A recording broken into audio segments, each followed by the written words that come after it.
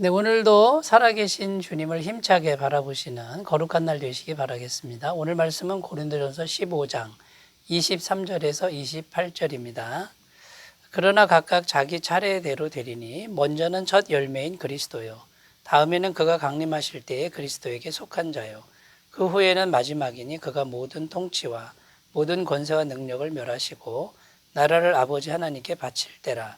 그가 모든 원수를 그 발 아래에 둘 때까지 반드시 왕노릇 하시리니 맨 나중에 멸망받을 원수는 사망이니라. 만물을 그의 발 아래에 두셨다 하셨으니 만물을 아래에 둔다 말씀하실 때에 만물을 그의 아래에 두시니가 그 중에 들지 아니한 것이 분명하도다. 만물을 그에게 복종하게 하실 때에는 아들 자신도 그때의 만물을 자기에게 복종하게 하신 이에게 복종하게 되리니 이는 하나님이 만유의 주로서 만유 안에 계시려 하심이라. 아멘. 오늘 말씀 23절을 다시 읽어보면요. 그러나 각각 자기 차례대로 되리니 먼저는 첫 열매인 그리스도요, 다음에는 그가 강림하실 때에 그리스도에게 속한 자요. 자, 이렇게 기록을 하고 있습니다. 23절은 22절 이어서 나오는 말인데 22절은요. 아담 안에서 모든 사람이 죽은 것 같이 그리스도 안에서 모든 사람이 삶을 얻으리라. 자, 그리스도 안에서 모든 사람이 삶을 얻는데 차례대로 된다, 그런 뜻입니다. 먼저는 첫 열매인 그리스도가 삶을 얻고 그 다음에 그리스도에게 속한 성도들이 삶을 얻게 된다. 이게 이제 차례대로 된다, 이런 의미가 되는 거죠. 자, 그래서 이제 그리스도께서 부활하셔서 새로운 삶을 이제 얻게 되고, 그 다음에요, 그리스도를 믿는 사람들도 이제 새로운 삶의 세계로 이렇게 다시 살아나는 것이죠. 이제 이런 의미라고 볼 수 있겠습니다. 그래서 부활은 그 부활 이후에 새로운 삶의 세계가 열린다라는 그런 의미가 되겠습니다. 자, 이런 관점에서 오늘 말씀을 우리가 이제 생각해 보면서 은혜를 나누겠습니다. 부활 이후의 새로운 삶이란 이제 어떤 것인가라는 주제죠. 첫 번째는요, 부활은 종말, 마지막이죠. 종말을 새로운 시작으로 바꿔 놓았다라는 것입니다. 24절 말씀에 그 후에는 마지막이니 그가 모든 통치와 모든 권세와 능력을 멸하시고 나라를 아버지 하나님께 바칠 때라, 이렇게 기록하고 있습니다. 여기 그 후에는 마지막이니, 자, 그 후라는 그는 부활 다음에 그런 뜻입니다. 이제 부활하고 나서 새 삶을 얻었는데 그 후에는 마지막이니, 이 마지막이라는 단어는 텔로스라는 단어인데 종말을 의미하고 있습니다. 그러니까 부활한 다음에 종말이 온다, 이런 의미가 되는 거죠. 부활 이후에 종말이 온다라는 것은요, 종말이 성도에게는 끝이 아니라는 겁니다. 부활한 다음에 종말이 왔다, 이 말은 그 종말과 함께 부활이 없어지는 게 아니라 부활이 종말을 뚫고 지나간다, 이런 의미가 되는 것이죠. 그러니까 부활, 성도의 부활은 종말을 뚫고 지나가서 새로운 삶이 시작된다. 아무리 마지막이라는 존재가 와도 그 마지막을 새로운 시작으로 바꿔놓는 것이 부활이다라고 좀 이렇게 말하고 있는 것입니다. 자, 우리 성도들은 이런 믿음을 굳게 해야 될 줄로 믿습니다. 그러니까 종말이 우리에게 덮쳐와도 그것은 끝이 아니라 새로운 시작이다. 그것은 부활 때문에 가능하다. 이렇게 굳게 믿어야 되는 거죠. 이사야 43장 19절에 보라, 내가 새 일을 행하리니 이제 나타낼 것이라 너희가 그것을 알지 못하겠느냐. 부활을 통해서 하나님이 하시는 일은 항상 새 일을 행하신다라는 것입니다. 물론 우리도 종말이 두렵게 느껴지기도 합니다. 세상 속에서 살다 보니 이제 그런 마음이 드는 것도 이해가 되기는 합니다. 그러나 그때마다 우리는 믿음을 새롭게 해야 될 줄로 믿습니다.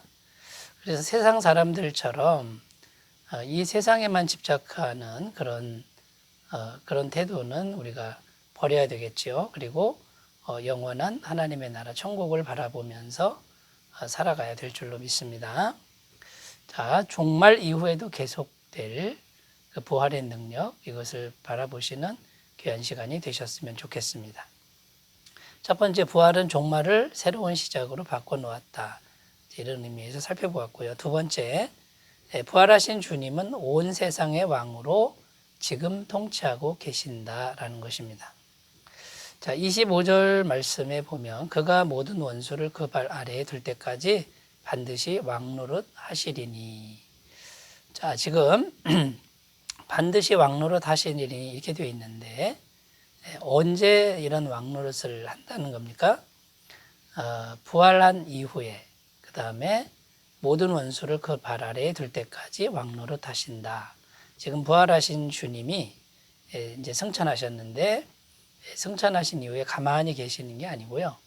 모든 원수를 그 발 아래에 둘 때까지 지금 왕노릇하고 계신다라는 것입니다. 자, 지금 우리가 살아가고 있는 이 시기가 바로 부활하신 주님이 왕노릇하는 그런 기간이 되는 것입니다. 자, 그래서 왕노릇하고 계시는, 지금 통치하고 다스리고 계시는 그분이 지금 예수님이라는 거죠. 그래서 그분은 지금 방관자가 아니라 우리의 삶에, 또 이 세상 역사와 또 성도의 삶에 아주 밀접하게 함께하고 계시고 또 동행하고 계시고 역사하고 계신다라는 것을 우리가 믿어야 될 줄로 믿습니다. 마태복음 28장 18절 말씀에 보면요, 예수께서 나와 말씀하여 이르시되 하늘과 땅의 모든 권세를 내게 주셨으니. 자, 지금 이제 부활하신 주님께 하늘과 땅의 모든 권세를 주셨다 이렇게 말씀하죠. 그리고 20절 말씀에는 볼지어다 내가 세상 끝날까지 너희와 항상 함께 있으리라 하시니라. 자, 그러니까 예수님은 승천하셔서 우리와 동떨어져서 따로 계신 게 아니라 세상 끝날까지 너희와 항상 함께 있으리라. 임마누엘의 약속이죠. 함께 하고 있다. 지금 이렇게 약속하고 있는 것입니다. 자, 이것이 부활이 우리 앞에 열어놓은 새로운 세계라는 것입니다. 부활하신 주님이 우리 삶 가운데 함께 하셔서 우리를 떠나지 않고 또 우리가 살아가는 모든 현장에서 통치하시고 다스리고 계신다라는 이런 새로운 삶의 세계를 열어놓으셨다라는 것입니다. 자, 그렇다면 우리가 할 일은 무엇일까요? 우리가 가만히 있으면 안 되고요. 그분을 적극적으로 마음에 받아들여야 된다는 겁니다. 예수님을 마음에 적극적으로 받아들여서 지금 왕노릇하고 계시는 예수님의 통치를 적극적으로 받아야 된다는 거죠. 그러면 그분이 우리 마음을 통해서 임재하시고 그다음에 우리를 이끄시고 보호하시는 그런 은혜를 베풀어 주실 줄로 믿습니다. 자, 부활하신 주님이 열어놓으신 새로운 세계에서 그분과 동행하셨으면 좋겠습니다. 자, 세 번째입니다. 세 번째, 이 부활은요, 맨 나중에 사망을 영원히 멸하실 것이다. 이렇게 말씀하고 있는 것입니다. 26절, 맨 나중에 멸망받을 원수는 사망이니라. 자, 맨 나중에 멸망받을 원수가 사망이라고 이렇게 표현합니다. 이 말은 사망이라는 존재가 맨 마지막까지 이제 존재한다. 이제 없어지지 않고 있는다. 이런 말이 되는 것이죠. 예수님이 부활을 하셨습니다. 이 부활이라고 하는 건요, 사망 권세가 예수님을 잡을 수가 없는 거죠. 왜냐하면 예수님은 죄가 하나도 없으니까 사망 권세가 잡을 수는 없었습니다. 그렇다고 해서 사망이라는 그 실체가 없어진 것은 아닌 것이죠. 그러니까 사망이라는 그 존재는 계속 지금 살아서 역사를 하는데 단지 예수님을 잡을 수가 없는 겁니다. 죄가 없으니까. 또 예수님 믿는 성도들도 이 사망이라는 실체가 잡을 수가 없는 거죠. 예수님께서 우리 죄를 대신해서 십자가에서 그 죄값을 다 지불했기 때문에 예수님 믿는 사람들을 잡을 수가 없는 것입니다. 그래서 사망 권세는 죄가 없는 영혼들은 잡을 수가 없지만 사망이라는 존재는 계속 있다는 겁니다. 존재하고 있다는 겁니다. 그리고 대단한 권세를 자랑하고 있는 것이죠. 자, 여기서 우리가 생각해야 될 게 뭐냐면 사망이라는 존재를 다시 생각해 보아야 한다는 겁니다. 자, 이 사망이라고 하는 건요, 단지 생명이 끊어지는 현상을 의미하지 않는다는 것이죠. 사망은 하나의 인격이라는 겁니다. 생명, 영생이라고 하는 것이 예수님이라고 그랬잖아요. 그러니까 생명과 영생이 인격인 것처럼 사망도 인격입니다.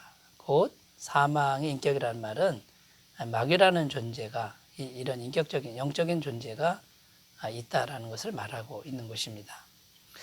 결국 사망은 마귀인데 이 맨 마지막까지 계속해서 없어지지 않고 있는 것이 바로 이 사망인데 맨 마지막에 이 사망이 멸망받을 것이다. 지금 이렇게 말하고 있는 것입니다.